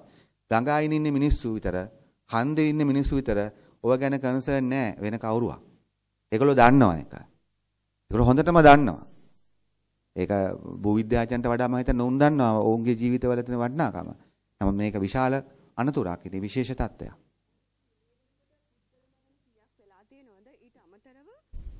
අවතන් වුණු පිරිස කීයද තුවාල වුණු පිරිස කීයද වැඩිම බලපෑමක් වෙලා තියෙන වේවනකට මොන දිස්ත්‍රික්ක වලටද කියලා කියන්න පුළුවන්ද? ඔව් මන්තනිය අපිට හරිම මරණ සංඛ්‍යාව අපි බලාපොරොත්තු වෙනවා අද දැනට තිබෙන තොරතුරු මත අද රාත්‍රී වන විට කියන්න. මොකද සමහර නායම් පිළිබඳ ගෙවල් ප්‍රමාණය තමයි වාර්තාලා තිබෙන්නේ ආසන්න වශයෙන්. නමුත් ඒවයි ජීවත් වෙච්ච ජනතාව පිළිබඳ හරිම අදහසක් අපිට කියන්න බෑ. ඒ නිසා අපි මේක හරි අදහසක් කියන්න ඕන නිසා අපි බලාපොරොත්තු වෙන ආසන්න වශයෙන් නිවැරදි එකක් අද රාත්‍රී වෙනකොට ප්‍රකාශ කරන්න. දැනට මම කලින් මගේ සාකච්ඡාවේදී කිව්වා දැනට වැඩිම හානියට ලක් වෙලා තිබෙන දිස්ත්‍රික්ක ලෙස ගත්තොත් නුවර එළිය සහ බදුල්ල. නමුත් අනුරාධපුර දිස්ත්‍රික්කයේ සමහර ප්‍රදේශ ඒ වගේම කුරුණෑගල දිස්ත්‍රික්කයේ මහව ආශ්‍රිත ප්‍රදේශ මොකද වයමින් මේ සුලිකුණාටු වෙන නිසා ඒවයි විශාල හානි වෙලා තිබෙනවා. ඒ නිසා එම විශේෂ ප්‍රදේශත් මේකට අනුතුරු ලක් වෙලා තිබෙනවා. දැනට විශේෂම මේ සම්බන්ධීකරණය නැති තත්ත්වයටපත් වෙච්ච තැන් තමයි නුවරඑළිය බදුල්ල කියන දිස්ත්‍රික්ක. පුද්ගල මරණවලදී මියගිය පිරිසට යම් වන්දි ලබා දීම වගේ කටයුතු කොහොමද කරන්නේ? ඔව් ඊයේ ජනාධිපතිතුමා ඊයේම දැනුම් දුන්නා මියගිය අයට ලක්ෂ 10ක මුදලක් ලබා දෙනවා කියලා. ඒක ඇත්තටම ලබා දෙන්නේ ඒ ජීවිතය ගොඩනගා ගැනීමට නෙමෙයි. ඒක පැහැදිලිව කියන්න ඕන. ඔවුන්ගේ ජීවිතය ගොඩනගා ගන්න අපි වෙනම සලස්මකින් උදව් කරන්න ඕන. මේ ලක්ෂ 10ක් මුදල ලබා දෙන්නේ හදිසි ආපදාවේදී ජීවිත නැතිවීමත් එක්ක අවසන් කටයුතු සිදු කරගන්න ඒ ආශිතව යන විශාල අමතර වියදම් ප්‍රමාණයක් තිබෙනවා. ඒ සඳහා තමයි මේ ලක්ෂ 10ක මුදල ලබා දෙන්න ජනාධිපතිවරයා සහ පාර්ලිමේන්තු මන්ත්‍රී ඔක්කොම එකතු වෙච්ච තැනදී තීන්දුව කළේ. ඒ වගේම දැන් අවතැන් වෙන්න එහෙම නැත්නම් ඉදිරියේදී ගැටලු ඇති වෙන්න පුළුවන් තැන්වල ජනතාවට ඉවත් වෙන්න කියලා නිවේදනය කළා. ඒතර ඔවුන් කාවද සම්බන්ධීකරණය කරන්න ඕනේ? කා එක්කද ඔවුන් මේ සම්බන්ධීකරණ කටයුතු කළ යුත්තේ? ඔවුන්ට මොකක්ද දෙන්න උදව්? ඇත්තටම අපිට ගමටම යාන්ත්‍රණයක් තිබෙනවා ආණ්ඩුවකට. ඒතර ග්‍රාම නිලධාරීවරයා තමයි මේකේ මූලික වෙන්නේ. ඒ වගේම අපි ඊයේ දිනේදී ආපදා කළමනාකරණ කමිටු කැඳෙව්වා. ඒතර දිසාපතිවරු ඊයේ ඉඳලම දවල් උදේ ඉඳලම ඇත්තට මේකට පැය 24 මුන් වැඩ කරමින් ඉන්නවා. ඒවා රැඳී සිටීමින්. ඒ නිසා ආපදා කළමනාකරණ මධ්‍යස්ථානයෙන් ඊට අදාළ නිලධාරීන් රාශියක් අනුයුක්ත කරලා තිබෙනවා. නමුත් විශේෂ ස්ථාන තියෙනවා. ග්‍රාම නිලධාරීතුමා සම්බන්ධීකරණය කරගන්න බෑ. සමහරට එතුමත් කොටු වෙලා වෙන්න පුළුවන්. එහෙම ස්ථානත් මම හිතනවා සැලකියුතු ප්‍රමාණයක් තිබෙනවා කියලා. අන්න ඒ ස්ථානවල තමයි මේ සුවිශාල ගැටලුව තිබෙන්නේ. දැන් සමහර ජනතාව කියනවා මේ අපිට තාම සම්බන්ධීකරණයක් නැහැ අපිව බලන්න ආවේ නැහැ කියලා. ඇත්තම ප්‍රශ්නේ තියෙන්නේ නොසලකිල්ල නෙමෙයි. ඒ ස්ථානවලට යන්න බෑ. දැන් උදාහරණයක් ගත්තොත් තල්ලඩි හන්දියේ ඉඳලා මන්නාරම් දූපතට දැන් යන්නේක දුෂ්කරයි. එතන ගලනවා. ඒ වගේම නූරලිය ගත්තා මේ කඳු කඩන් වටලා තියෙන විදිහත් එක්ක යන්න බෑ. ඒ තැන් වලට තමයි අපි යෝජනා කළේ ත්‍රිවිධ හමුදාවේ නිලධාරීන් සහ ත්‍රිවිධ හමුදාවේ කඳුරු වලට මේ අය ගෙනියන්න කියලා. ඉතින් ඒ වගේම ගුවනින් මම හිතන්නේ විශාල පිරිසක් බේරගෙන තිබුණා. ගම්පොළ විශේෂ තත්ත්වයක් තිබෙනවා. එතෙන්ට දැනට බෝට්ටු යවන්න කටයුතු කරලා තිබෙනවා. ඒ වගේම අද දිනේ මම හිතන ගුවන් හමුදාව පැතුමා පැහැදිලිව ප්‍රකාශ කළා අපිට මාර්ග වලින් යන්න බෑ, දුම්රියෙන් යන්න බෑ, මිනිසුන්ට තමන්ගේ තිබෙන සාමාන්‍ය වාහන වලින් යන්න බෑ. ඒවට යන්න පුළුවන් එකම විදිය තිබෙන සමහරට ගුවන් සේවා පමණයි. ඉතින් ගුවන් සේවාවත් වර්ෂාව නිසා අපිට ඊයේ දවසේදී කරන්න බැලලා තිබුණා. නමුත් අද දැන් එතුමා මෙතෙන්ට කිව්වා දැන් වර්ෂාපතනයේ යම් අඩුවීමක් තිබෙන නිසා ඒ ගුවන් ගමන් වලින් ජනතා මුදා ගැනීම විශාල ප්‍රමාණයක් කරලා තිබෙනවා. ඒ වගේම දැන් සෞඛ්‍ය ඇමතුමාගේ ඉල්ලීම මත ගුවන් හමුදාපතිතුමා මඩකලපුව රෝහලට ඔක්සිජන් හිඟයක් තිබුණා. දැන් ඒක ප්ලේන්ස් වලින් ගෙනිහින් දෙනවා. ඒ වගේම අර රාජාංගනේ කලාවැව පාලම උඩ හිර වී තිබෙන බස් රථය බේර ගන්නත් ඒක තමයි ජනාධිපතිතුමාත් අපිට තියෙන ලොකුම කන්සර්න් එක. දැන් අපි ඊයේ වැල්ලවාය කුඩාවය ඒ හතර මාර්ගයේ බස් එකක් ගිහිල්ලා ඒක ජනතාව සහ විවිධ මුණ දීලා බේරගත්තා. ඉතින් මෙතන රාජාංගනේ බස් එක බේර ගන්න දැනට බෝට්ටු යවලා තියෙනවා. නමුත් ඒගොල්ලන්ට ඒක යන්න අමාරු තත්ත්වයක් ඇතිලා තිබෙනවා. ඒ වගේම ගුවන් හමුදාවෙන් ගුවන් යාන ගිහිල්ලා නමුත් ඔවුන්ටත් එතෙන්ට යන්න බැරි තත්ත්වයක් ඇතිලා තිබෙනවා. එතන තමයි අපි ඇත්තටම අපිට ඊටාම අවධානයට යොමු කළා තිබෙන තැන. ඉතින් ඇත්තටම ඒකයි අපි ඉල්ලන්නේ ජනතාවගෙන් ගෙදර යන්න එක ගැනම හිතන්න එපා. ගෙදර යන්නම් බැරි වෙන්න පුළුවන් කලබල වුණොත්. කරුණා කළා යම්කිසි ආරක්ෂිත ස්ථාන අපි ඒ නිසා ප්‍රාදේශ සභා සභාපතිලා මන්ත්‍රී සියලු දෙනාම ඉල්ලා සිටින දෙන්නේ තමන්ගේ ප්‍රදේශයේ සමාජයට කිසිම අවුලක් කළා නැහැ. හැබැයි තමන්ගේ ප්‍රදේශයේ අසරණ වෙච්ච අනුරාධපුර ස්ටේෂන් එකේ ඉන්නවා 400ක් විතර කංකසන්තුරේ ට්‍රේන් එක නතර කරපු නිසා මිනිස්සු. ඒස අපි අනුරාධපුර නගර සභාවෙන් ඉල්ලුවා ගිහිල්ලා මිනිස්සු බලා ගන්න. ඒ වගේම ඊයේ කුරුණෑගල කෝච්චි නතර වුණාම මාවතකම ස්ටේෂන් එකේ අද හිටියා 40ක් දර යන්න විදියක් නැතුව. අපි CTB ගේ බස් එකක් නොමිලේ අපි දාලා පොලිසිය උදව්වෙන් ඒගොල්ලන් යවුවා. ඒ නිසා අපි ජනතාවගෙන් ඉල්ලා සිටින්නේ තමයි ආරක්ෂිත ස්ථානයක ඉන්න. නිසා සියලුම පළාත් පාලනායතන අපි ඉල්ලා සිටින්නේ තමයි තමන්ගේ ප්‍රදේශයට කරදරයක් නැති වුණත් තමන්ගේ ප්‍රදේශයේ අසරණ වෙච්ච ජනතාව ඉන්නවා වෙනත් ප්‍රදේශවලට යන්න ඇවිල්ලා ඔවුන්ව පරිස්සම් කරන්න උන්ව බලා ගන්න. ඒ නිසා ඒක තමයි මම හිතන්නේ දෙන්න තියෙන උපදේශ. නැතුව ගෙදර යන්න හැදුවොත් ඔය රාජාංගනේ බස් එක එහෙම එකක්. කොහොම හරි ගෙදර යන්න. අපි දන්න ඔය හැංගීම. නමුත් ඒකෙන් වෙලා තියෙන අනතුර සුළුපටු එකක් නෙමේ අපිට පේන විදියට.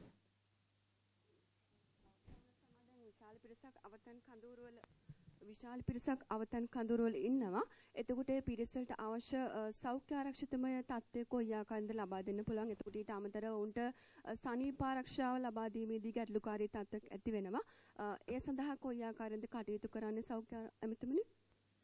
දැනට සුරක්ෂිත මධ්‍යස්ථානට කැඳවාගෙන තිබෙන ජනතාවට අවශ්‍ය සෞඛ්‍ය පහසුකම් සැපයීමේ වගකීම ප්‍රාදේශීය සෞඛ්‍ය සේවා අධ්‍යක්ෂවරුන් හා අපේ එම්මෝෂ්ලා හරහා කටයුතු කරමින් පවතිනවා. ඒ සියලු මධ්‍යස්ථානවලට එක පැත්තකින් අපේ ශ්‍රී ලංකා යුද හමුදා විශේෂයෙන් සම්බන්ධ වෙනවා. අනිත් හමුදා කටයුතු සම්බන්ධ වෙන අතරෙම සෞඛ්‍ය බලධාරීන් පත් කළා තිබෙන්නේ ඒ කටයුතු සෞඛ්‍ය කටයුතු පිළිබඳව රැකබලා ගන්නට. ඊළඟට අපිට තිබෙන මූලික අභියෝගයක් බවට පත් වෙනවා. දැන් අපේ සායන වලින් බෙහෙත් ගන්න ජනතාවට සමහර කෙනෙකුට සායනයට ළඟා වෙන්නට බෑ. දැන් ඒ අය සඳහා ටිකක් මේ සෞඛ්‍ය කණ්ඩායමකට ළඟා වීමේ දුෂ්කරතාවයන් පවතිනවා. අපි ඊළඟට මේ කටයුතු කරමින් යන්නේ අන්න ඒ ජනතාවට සායනික ඖෂධ ප්‍රමාණය ගෙවල් ලබා දීම සඳහා ඒකට මේ රාජ්‍ය යාන්ත්‍රණය අපිට උපයෝග කරගන්න සිද්ධ වෙනවා. තවත් ප්‍රශ්න කීපයක් පැනනගුණ රෝහල් කීපයක් ආශ්‍රිතව එකක් ඊයේ දැදුරුවය වතුර මට්ටම ඉහළ යාමත් එක්ක හලාවත දිස්ත්‍රික් මහ රෝහල සම්පූර්ණ ඉවත් කළ ගත යුතු නැද්ද කියන තත්ත්වයක් පැනනගිලා තිබුණා. නමුත් දැන් තත්ත්වය පාලනය කරගෙන තිබෙනවා. ඒ නිසා අපි අතර මේ සඳහා ඒ මොහොතේ හිටපු රෝගීන් 260කට ආසන්න ප්‍රමාණයක් මාරවිලට සහ මීගම දිස්ත්‍රික් රෝහලට ප්‍රවාහනය කරන්නත් කටයුතු සූදානම් කරලා තිබුණා. නමුත් තත්ත්වය පාලනය කරගෙන තිබෙන නිසා අපිට හලාව දිස්ත්‍රික් මහ රෝහලේම ඉහළ මහල් පාවිච්චි කරලා ඒ රෝගීන් රැකබලා ගැනීම හැකියාවක් පවතිනවා. නමුත් අපි කොයිකටත් ඇම්බියුලන්ස් සහ රථ සූදානම් කරලා තිබෙන අවශ්‍යතාවයක් වුණොත් ඒ රෝගීන් වෙනත් රෝහලට ප්‍රවාහනය කරන්නට මහියංගන මූලික රෝහලේ තත්ත්වයක් පැනනගිලා තිබුණා. යම් ප්‍රදේශ කීපයක් වතුරට අහු වෙලා තිබුණා. ඒකෙත් අපි ඉහළ මහල් උපයෝගී කරගෙන සෞඛ්‍ය කටයුතු නිරත වෙමින් පවතිනවා. එතන තිබෙන දුෂ්කරතාවය තමයි අතර මහියංගන ළඟා වීමේදී පාරවල් කීපෙන් බ්ලොක් වෙලා තිබෙන්නේ. එහෙම නැත්නම් දැන් එතන අර කොටු වීමක්ම නෙවෙයි අපිට රෝහල් පවත්වා ගන්න පුළුවන්. ඊයේ දවල් කාලේ වෙනකොට මතුරට ප්‍රාදේශීය රෝහලේ පැති කීපයකින් වට වෙලා තිබුණා ජනතාවට එන්න අපහසුතාවයක්. ඒ කටයුතු බොහෝ වෙලා निराකරණය කෙරෙමින් පවතිනවා. ඒ නිසා දැන් අපේ සෞඛ්‍ය අංශය සුළුව එකක් මේ මොහොතේදී සුරක්ෂිත මධ්‍යස්ථානවල ඉන්න ජනතාවට සහ අපේ රෝහල් පද්ධතිය තුළ සිටින ඒ අයගේ සෞඛ්‍ය පහසුකම් සම්බන්ධයෙන් වැඩිපුර මැදිහත් වෙමින් ඉන්නවා. අවශ්‍යතා සියල්ල සපයමින් පවතිනවා.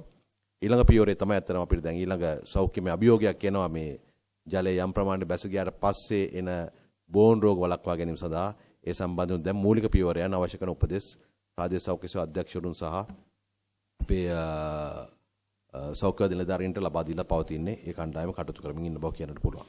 ඒ වගේම අපි ඔබතුමාලට කියන්න කැමති මේ නිලධාරීන් ප්‍රකාශ කළා මේ පිළිබඳව වැරදි තොරතුරු සහ සමහර විට අර්ධ සත්‍ය මත පදනම් වෙච්ච තොරතුරු ගොඩක් වාර්තා කරනවා. ඒක හිතා කරන්නත් පුළුවන්, නොහිතා වෙනවත් වෙන්න පුළුවන්. ඒ අපි අද සවස් භාගය වෙනකොට බලාපොරොත්තු වෙනවා තාම විශ්වාසවන්තව මේ දත්ත ලබා ගන්න පුළුවන් මේ ප්‍රධාන මේ ඇප්ස් මොනවද කියන එක ජනමාධ්‍ය හරහා ප්‍රකාශයටපත් කරන්න අපි ප්‍රධාන ජනමාධ්‍යවලුත් ඉල්ලා සිටිනවා කරුණා කරලා ඒවා පිළිබඳව වාර්තා කරන්න කියලා. මොකද කිසිම ප්‍රශ්නයක් නැති ප්‍රදේශයක මිනිස්සු කලබල කිරීමත් ඒකයි විශාල බාධාවක් කරනවා මේ ආපදා කටයුතු වලට. මොකද අපිට සිද්ධ වෙන්නේ මුළු ලංකාවේම ආපදා වෙලා තිබුණත් සමහර ප්‍රාදේශීය දැන් මේකට ලංකාවම රතු වුණාට මැප් එකේ ලංකාවේ ප්‍රාදේශීය ලේකම් කොට්ටාස 300 ගණනේ සියල්ලම රතු නැහැ. අපිට මේ ප්‍රදේශවල ඉන්න රිසෝසස් අපිට පාවිච්චි කරන්න පුළුවන් අනිත් ප්‍රදේශවලට. දැන් අපි අනවශ්‍ය කලබලයක් ඇති කරොත් වෙන දේ තමයි අර ඒ රිසෝසස් ගන්න බැරි වෙනවා.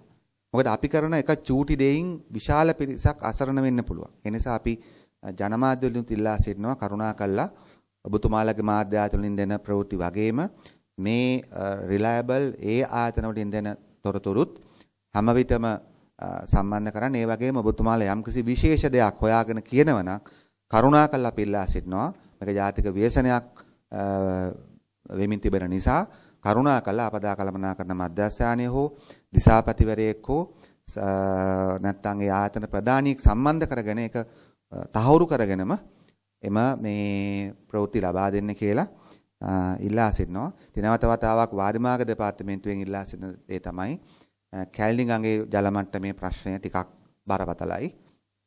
ඒ මම කිව්ව විදිහටම වාර්තා අනුව දැන් මේක හරියටම අර මේජර් ෆ්ලඩ් ලෙවල් ඉක්මවා තිබෙන නිසා ඒ පිළිබඳව විශේෂ අවධානයකින් කටයුතු කරන්න අවශ්‍යයි. ජනතාව ඇත්තටම ගත්තොත් ආරක්ෂිතව සැලසුම් සහගතව ඉවත් වීම අත්‍යවශ්‍යයි කැලණිගඟ ආශ්‍රිත ප්‍රදේශවල. එමනම් අපිට මම හිතනවා ටික ප්‍රමාණවත් කියලා බොහොම ස්තුතියි ඔබතුමාලා සූදානම් ලබා දුන්නු සහයෝගය පිළිබඳව.